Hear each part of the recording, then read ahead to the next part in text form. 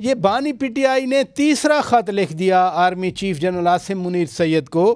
آخر کیا ایسی جلدی ہے کہ خطوط پہ خطوط لکھے جا رہے ہیں؟ دیکھیں یہ جو خط ہے اس میں جب خط اس کو لکھا جائے اور اس سے پہنچنے سے پہلے آپ اسے پبلک کر دیں تو آپ کا مقصد خط وہاں تک پہنچانا نہیں ہے بلکہ آپ کا ایک بیانیہ بنانا مقصد ہے.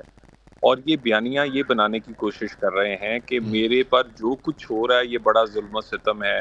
اور میں تو دیکھیں جی آرمی چیف کو گزارش بھی کر رہا ہوں، ریکویسٹ بھی کر رہا ہوں، لیکن پھر بھی میری وہ سنتے نہیں ہیں. میں خط لکھتا ہوں اس کا مجھے جواب نہیں دیتے. اور یہ اپنے ہمدردی لینے کے لیے اپنی کنسٹیچوئنسی میں اور ایز ویل ایز فوج کے اندر جو لوگوں میں ہمدردی لینے کے لیے یہ کر رہے ہیں. اور یہ ایک لوگوں کو یہ تاثر دے رہے ہیں کہ ان کی جو سزائیں یا مشکلات ہیں وہ آرمی چیف کی وجہ سے ہے. حالانکہ اگر 190 ملین انہوں نے تو نہیں کہا تھا آپ چوری کریں یا 9 مئی کریں یا 26 نومبر کریں یا آپ یہ سارے کام جو ہیں آپ گٹھ جوڑ کر کے جنرل فیض کے ساتھ مل کے پاکستان میں ایک بغاوت کرنے کی کوشش کریں اور انارکی پھیلانے کی کوشش کریں. آپ پاکستان کے مفاد آئی ایم ایف کو خط ہو، پاکستان بیرون ملک ممالک سے قراردادیں اور لابنگ کرنا اور پاکستان مخالف بیانیہ بنانا. صاحب آپ نے بڑی اہم بات کی کہ خط لکھنے کا ایک مقصد یہ بھی ہے کہ فوج کے اندر ہمدردیاں حاصل کی جائیں. اس کا کیا مطلب آپ لیتے ہیں؟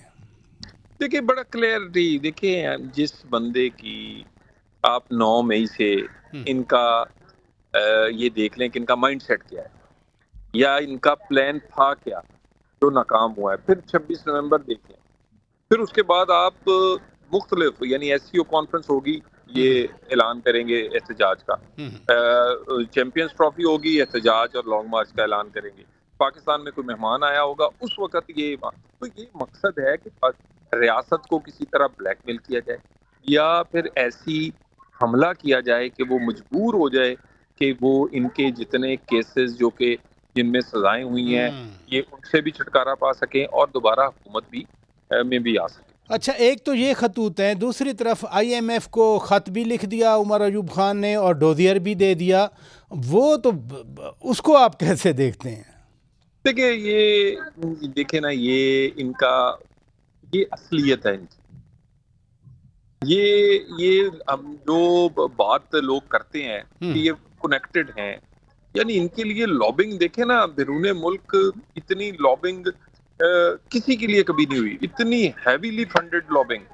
اور اس میں ایسے جو اسرائیل نواز ہیں وہ سارے بالکل آن بورڈ ہیں، جو پاکستان مخالف ہیں سارے آن بورڈ ہیں، جو پرو انڈینز ہیں وہ سارے ان کے ساتھ آن بورڈ ہیں. اور یہ والا سارا معاملہ یہ کہتے ہیں کہ ان کی جو پرورش ہے بالا پرسا ہی ان کو اس لیے گیا تھا کہ یہ اس ملک میں آ کے ان کا ایجنڈا نافذ کریں گے، ان کو ان کے لیے آسانیاں پیدا کریں گے اور ان کے مفادات کا تحفظ کریں گے. اور وہ پھر یہ نعرہ تو لگاتے رہے امریکہ سے آزادی اور غلامی سے آزادی، لیکن اصل میں اندر جو اصلیت ہے وہ یہ ہے. سو اس لیے کوئی ایسی بات نہیں، پاکستان ریاست اور پاکستان کے لوگ اس اور حکومت اس قابل ہے اور انہوں نے اس کو ناکام بنایا. آئی ایم ایف کا معاہدہ ہوا ہے پاکستان میں، انہوں نے سول نافرمانی کی، انہوں نے کہا کہ جی آپ روک دیں لوگوں کو، اس سے زائد ریمیٹنس آئی ہیں جو پہلے آتی ہیں 9 مئی. تو بات یہ ہے اور لوکل الیکشن اسمبلیاں توڑی، استعفے دیے سسٹم کو. اچھا نہیں، یہ اکانومی والی بات بڑی امپورٹنٹ ہے، کیونکہ جب بھی ملک اکانومی کے فرنٹ پہ بہتر ہونا شروع ہوتا ہے، کھڑا ہونا شروع ہوتا ہے، پہلے بھی آئی ایم ایف کے ساتھ ایگریمنٹ ہونا تھا، آپ نے کہا کہ وہ خطوط لکھے گئے، اب بھی ذرا اکانومی اچھی ہو رہی ہے، انفلیشن ریٹ کم ہوا ہے، باقی سیکٹر بھی اکانومی کے بہتر ہوئے، خطوط لکھے جا رہے ہیں، یہ کیا لنک ہے؟ دیکھیے اکانومی جب آپ کی خراب ہوگی، ڈیفالٹ ہوگا، اگر خدا نخواستہ آپ کمزور ہوں گے تو پھر جب ریاست کمزور ہوگی تو پھر یہ اپنے مقاصد میں پورا آ سکتے ہیں. اور افراتفری، انتشار اور یعنی ریاست کے کنٹرول نہیں، ریاست کو کمزور کر کے کیا چاہتے ہیں؟ وہ تو خود بھی کہتے ہیں فوج بھی ہماری، ہم بھی فوج کے ساتھ ہیں. مجھے یہ بتائیے، خط کے شروع میں تو لکھتے ہیں میرا ملک میری فوج. جی جی. لیکن یہ وہی فوج ہے جسے یحییٰ خان پارٹ 2 کہتے ہیں، جسے آپ حمود الرحمان کمیشن کے تانے دیتے ہیں، جس کو آپ پاکستان میں دہشت گردی کی وجہ قرار دیتے ہیں. اور یہ ایک آپ لوگوں کو دکھانے کے لیے اب یہ کہہ دیں میرا ملک میری فوج، اپنا عمل بتائیں نا، عملی طور پہ آپ کیا کر رہے ہیں؟ یعنی عملی طور پہ کیا کریں؟ وہ الیکشن کے حوالے سے بار بار کہتے ہیں، ابھی 8 فروری کو صوابی میں جلسہ بھی کر لیا، اس خط میں بھی تو الیکشن کے حوالے سے بات کی گئی ہے نا. دیکھیے گزارش یہ ہے کہ ہم نے تو کہا ہے، پرائم منسٹر نے آفر کیا ہے کہ آئیں کمیشن بناتے ہیں، 2014 سے شروع کرتے ہیں. آدھا سچ جھوٹ سے بھی زیادہ برا ہے، پورا سچ جانتے ہیں. 2014 کے دھرنے سے تحقیقات شروع ہوں، 18 بھی اس میں الیکشن آ جائے، 24 بھی آ جائے، مل بیٹھ کے یہ کر لیتے ہیں. اور اوپن یعنی کہ ہوگا یہ ساری کمیٹی کی کاروائی. تو یہ کیوں نہیں اسے تسلیم کرتے نا؟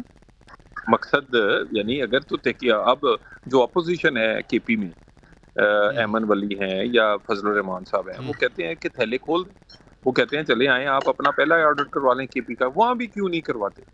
تو مسئلہ یہ ان کا یہ نہیں ہے کہ آڈٹ چاہتے ہیں. یہ انہوں نے تحریک آپ کو یاد ہے 13-14 میں بھی چلائی تھی، 35 پنچر اور سب کچھ، اور بعد میں سپریم کورٹ کی تحقیقات کے بعد جب یہ جھوٹے نکلے تو پھر یہ نہیں مانے. تو مقصد ان کا صرف ہے کہ میں نہ مانوں. اچھا، اکانومی کا بھی ہم نے اینگل دیکھ لیا، پھر یہ خطوط زیادہ بھی آ رہے ہیں جب پاکستان کی انگیجمنٹ ہو رہی ہے. آج ترکی کے صدر جناب طیب رجب اردگان پاکستان میں ہیں، پھر یو اے ای سے ابھی وزیر اعظم ہو کے آئے ہیں، بڑا اچھا دورہ ہو گیا، ان کے ساتھ وہاں ملاقات ہوئی، دیگر ممالک کے سربراہان سے بھی ملاقات ہوئی. تو کیا اس کو بھی ہم ٹائمنگ اسی سے کنیکٹ کریں کہ جیسے فورن پالیسی کے فرنٹ پہ پاکستان اٹھنا شروع ہوتا ہے پھر خطوط کا سلسلہ شروع ہو جاتا ہے؟ دیکھیے آپ یہ دیکھ لیں کہ انہوں نے کیسا بیڑا غرق کیا. سعودی عرب ناراض کیا، آپ ٹرکی ناراض کیا، اور چائنا کو برہم کر دیا انہوں نے.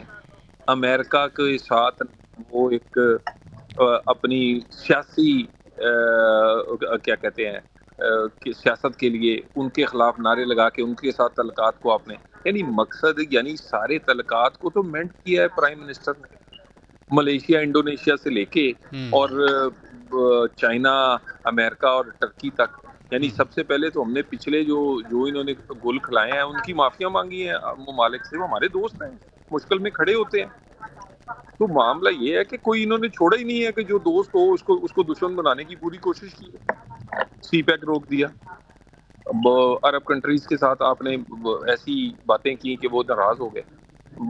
تو میرا خیال ہے یہ ایک ایجنڈے کا حصہ تھا. اچھا، چونکہ آپ اپنی پارٹی کے فرنٹ لیڈرز ہیں، میاں نواز شریف صاحب اور مریم نواز شریف صاحبہ مسلسل اب لاہور میں اجلاس کر رہے ہیں، مختلف ڈسٹرکٹس، مختلف ڈویژن کے M N As, M P As یا پارٹی رہنماؤں سے مشاورت کر رہے ہیں. کوئی نیا لاہ عمل مرتب ہو رہا ہے یا یہ ابھی اجلاس ہو کیوں رہے ہیں؟ دیکھیں یہ روٹین کی ملاقات ہے. اچھا. اور اسی طرح ہی باقی سینیٹرز، ایم این ایز کی اور اس طرح division wise M P As کی ملاقاتیں قائد محترم سے میاں صاحب سے شروع ہوئی ہیں. ایکچولی وہ صوبے اور وفاق کی جو حکومت ہے اسے اوور سائٹ یا ان کو وہ پوری طرح دیکھتے ہیں کون سی چیزیں ٹھیک چل رہی ہیں کہاں نہیں ٹھیک چل رہی، اور یہ ساری ہماری ٹیم کا حصہ ہے. تو ان کی یہ ایک روٹین کی ملاقاتیں ہیں. اور یہاں پر بہت سارے لوگ کہتے ہیں کہ میاں نواز شریف خاموش ہیں، ایکٹیو نہیں ہے.